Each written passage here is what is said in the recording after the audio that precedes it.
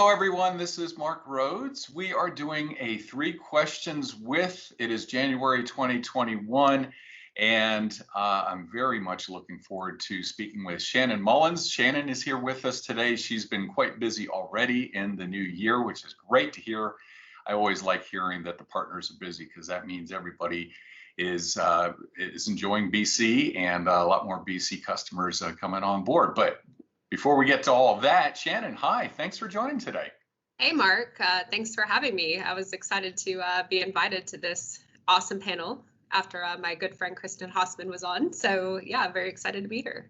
That's right. Maybe a little competition here. We'll see who does better. There's always a little competition with me and Hossman, but not as much as me and Sean Dorward. Excellent. Yeah. So yes, thank you again for joining. Shannon is the Microsoft Practice Director at MorganFranklin Consulting and a Microsoft MVP, a fairly recent one, right? Was it in the last 2 years, I think? Last year, 2020. So one of the silver linings of 2020. Yeah. That's fantastic. Yeah. Well, I mean, honor as always, right? But especially to have a couple more recent women join the ranks of the Microsoft MVP is fantastic to see. So thank you for going through that. First of all, it is quite the process. If anybody out there is not quite familiar with it, there is a lot to do and a lot to give back to the community and a lot of coordination, just a lot to go through to achieve that status. I think there's still only, 40 Business Central nav-oriented Microsoft MVPs out there in the world. So it's quite an exclusive club. But I'm already digressing. Hey, let's jump into the questions because, of course, this is called 3 Questions With. So we should ask you some questions. Are you ready? I'm ready. Let's do it. Excellent. Okay, first of all, if folks haven't heard of Franklin Consulting, who is Morgan Franklin and what do you do there? Yeah, that is a great question. So we were actually acquired by Morgan Franklin last March. I led that acquisition. We're priorly Craft Enterprise Systems based here in Nashville, Tennessee, right down the street from LBMC. And mainly our competition was here in Nashville. But Morgan Franklin is very unique to the Microsoft space because we do so much more than just Microsoft. So Microsoft is a small piece of the Morgan Franklin pie. We do everything from mergers and acquisitions, technical accounting, strategy and transformation, ERP selections, CIO advisory, cybersecurity, resource allocation, and helping people with resources. We actually are owned by Vaco, which is an interesting fact. And Vaco is in almost all 50 states. And so now through our Vaco partnership, we're offering Microsoft services to around 50 states. So Morgan Franklin is based in McLean, Virginia, but Vaco is based here in Nashville, where I'm at, and you can see the Nashville pictures behind me. And so it was a very interesting opportunity to come over with this acquisition and kind of lead this practice, and it's been really, really fun. Morgan Franklin obviously is new to Microsoft, but they've been doing NetSuite for about 7 years now. So they've been doing ERP.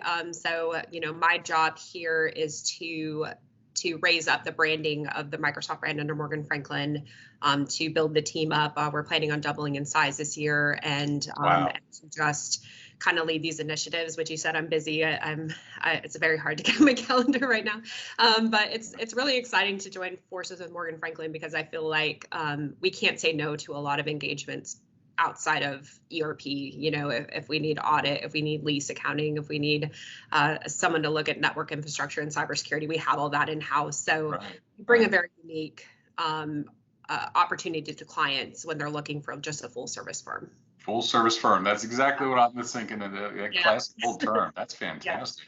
Yeah. You have to wear a lot of hats there, though, I'm thinking.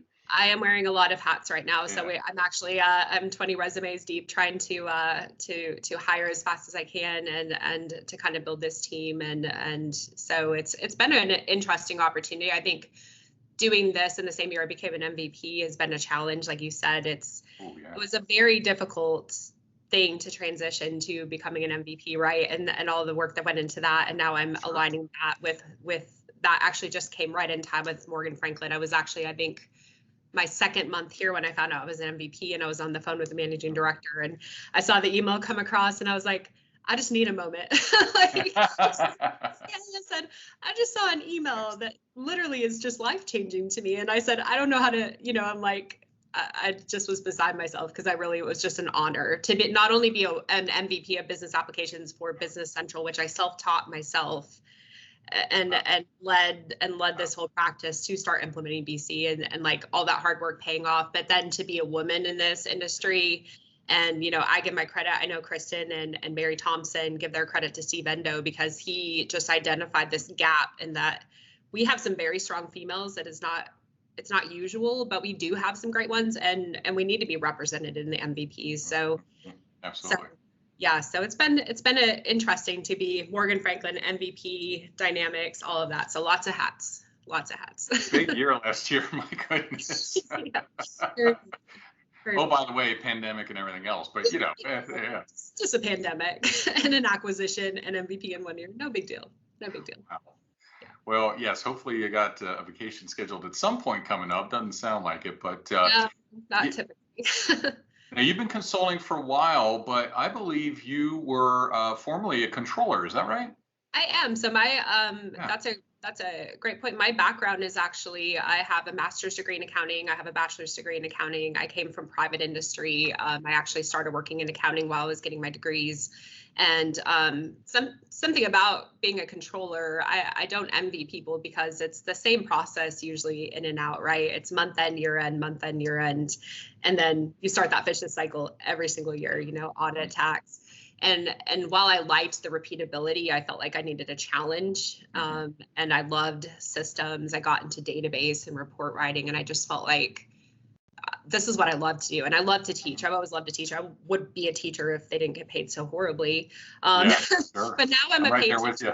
But now I'm a paid teacher for adults, and it's fun. And I just love teaching and training. I think that's one fun part about being an MVP is I get invited to speak at things like this or speak at webinars and different things. And I just love it. Like, it's my passion. So that's been the cool thing about this. Yeah, absolutely. So we work with the controllers, CFOs all the time as well. And just really one of our bright spots in the work that we do is just opening their eyes to some of the functionality features inside Business Central. Basically, it's about how technology can enable decisions, enable efficiencies, reduce errors, right? Make a difference in their daily lives. I'm guessing that you've come across a few things along your consulting experience that if you could turn back the clock and tell the controller, the controller Shannon, hey, look for this or think about this kind of thing, what would one of those things be?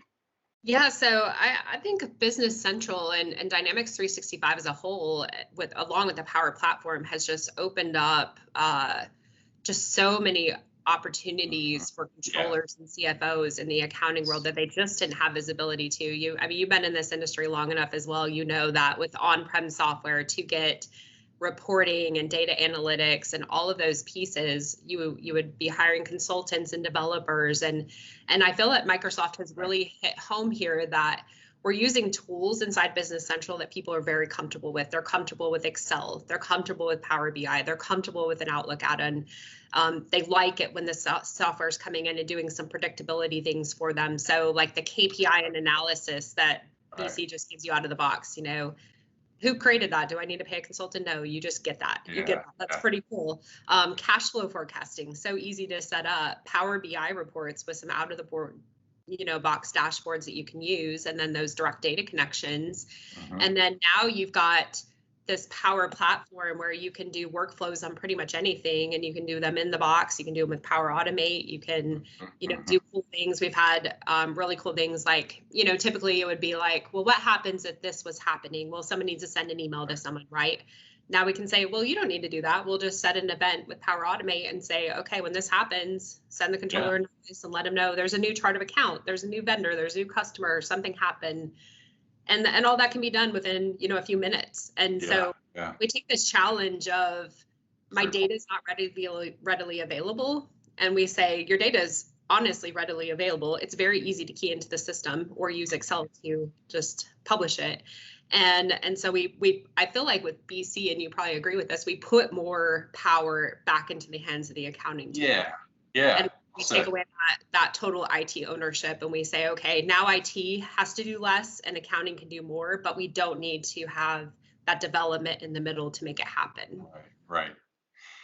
For me, there's a bunch of different ways to categorize it, right? I think of it as you're moving from just kind of control, maintenance, and dealing with questions and research and issues, to being able to be proactive and look for trends, look into the data, get better decision support. Completely different mindset in terms of how you look at the data, what questions do you ask of the data and the information you have available. It's a real big shift. I think it's powerful, absolutely powerful. Yeah. Yeah, I agree. And we see so much more of people, especially on this level, the C-level, controller level, CFO, coming in and saying, we want to use Power BI because now we know our data is connected. Yes. That's the easy part, right? And so now, rather than spend time keying in entries and pulling reports, we can actually build some really cool dashboards and KPIs that make sense to us. And like you said, you spend more time on analysis, you're more proactive, you're going to make better business decisions based on your data because your data is there, and you've got it real time, which I think is really, really, truly the value. And we get rid of this thing of VPNs, remote access, million passwords. It's just so simple in Microsoft world with one login to everything, and you're in, and you've got everything on your fingertips. You got it on your device. You got it anywhere you go, which is pretty cool. We're really seeing the promise, I think, of what we heard for quite a few years, maybe even decades. I've referred to this, I think, a couple of times now. The big term in the 90s was information worker. Well, I really think we're seeing the realization of that now, which is just very cool. Yeah, it's changed the whole industry. You and I have been here long enough to know that I think 3 years ago, and this is coming from a GP partner and being in GP for so long, Dynamics GP, it was about 3-4 years ago. It was just kind of a gloomy outlook for Dynamics because there wasn't anything set in stone of where this is going to go for this mid-market. And the second they turned it around and got BC, built off Nav, built off a solid foundation, spun up in the cloud, and added so much cool capability to it. And once that roadmap hit and people really saw how bright this could be, it's fun to be part of this channel right now. So much energy. Yeah, exactly. Bringing this digital transformation to customers, and they're like, this system is just, once I learn it, it's easy to use. I don't need you guys as much. There's less consulting work. It's good and bad. But at the end of the day, it's bringing that word digital transformation that Microsoft likes so much. It's really bringing it to reality for folks. And they're like, I should have done this a lot sooner. Yeah, seeing that reality now. Yep. Hey, now you have mentioned a couple times that you were in Nashville. The user group summit was there. What was it, 2 years ago, 3 years ago, whenever that was? I had the best time. Hadn't been to Nashville before. What an incredible town. I was so impressed with it all. So somebody, when we can travel again and take little vacations and so forth, is looking to go to Nashville. What would you recommend they do while they're there? Yeah, so obviously come see me because I'm fun, and our Vaco Nashville office is really fun when it's open. We actually have a bar in our office, which is a little unusual, but we like to entertain, and we have a lot of fun here in Nashville. But we're located in the Brentwood area, which a lot of people don't know much about Brentwood and Franklin, but that is usually where the stars typically lie is Brentwood and Franklin. So. Really nice, beautiful areas down here, great restaurants and dining. It's a little bit off the path from Broadway, which most people associate with Nashville. But right now with COVID, obviously Broadway is not Broadway. And with the recent tragedy obviously happening a few weeks ago back on Christmas, it's just been a little interesting in Nashville. But, Nashville survives. That's one thing I love about Nashville. It's strong. So, if you come, Wild Horse Saloon is one of my favorite places. I think actually at Summit, we had one of the best parties was at Wild Horse Saloon. It was really, really fun. And that's always a good time. I really like the Mercantile, I think is what it's called downtown. The restaurant is really, really good. There's actually a really good steakhouse called Cane Prime, which is down in the Gulch. So the Gulch is it's very near Broadway, but they have like a lot of really good restaurants. So Saint Anejo, which is the Mexican restaurant across the street, Prime, those are like excellent eating places. So we have some. Making me hungry. Yeah, we have some amazing food. Of course, everyone comes here for hot chicken. It's too hot for me. So it's not really my favorite, but I love what I love about Nashville is the live music. Oh There's yeah, always live music pre-COVID. yeah, And just really Nashville is real people. I think that's, if you're going to come, you want to have fun, you want to be around real people that just, enjoy life. I feel like that is the culture of Nashville. I've been here almost 3 years and I don't regret moving here ever. I mean, it's a fabulous place to live and to play. yeah. Man, the energy there, I'll never forget walking down the street and it's just bar after bar with good music playing, Yeah. tremendously. I mean, And they would have a band on the first floor and then a different band on the second floor in the same bar. I just like, that was nuts. it's so funny because everyone associates country, but a lot of these bars pre-COVID, right? Because it's not the same right now, but a lot of the bars pre-COVID, it would be like pop, rock, country, alternative, and you could have all of that in one building. And so you're bored with the music, you just go down the floor. You're bored with that bar, you just walk next door. You're right back on another one, and it's just it's such a cool vibe. Like I've been to Vegas, I've been to most major cities. Travel's like my hobby, but this city just it's unique. And once you live here, and once it's like close to your heart, you're like, they have a saying, Nashville strong. It's really just the pride that people have in the city. Yeah, excellent. Yeah. So hopefully soon we get to take you up on your offer, come visit there. I'm really looking forward to getting back there, of course. But Shannon, always a joy to speak with you. Thank you very much for carving out time on your calendar to go through 3 questions with us, and just have fun changing the world out there. Thank you. Yeah, thank you, Mark. Very much appreciated. And let Hosma know I might have done better than her. We'll see. So I'll be hopefully presenting with her soon. I'm not weighing in on that, so we'll see. But hey, everyone, I hope you enjoyed this. Again, just spending some time with some of the leaders in our community, get to know them a little bit better and get their thoughts on what's happening with Business Central and our community in general.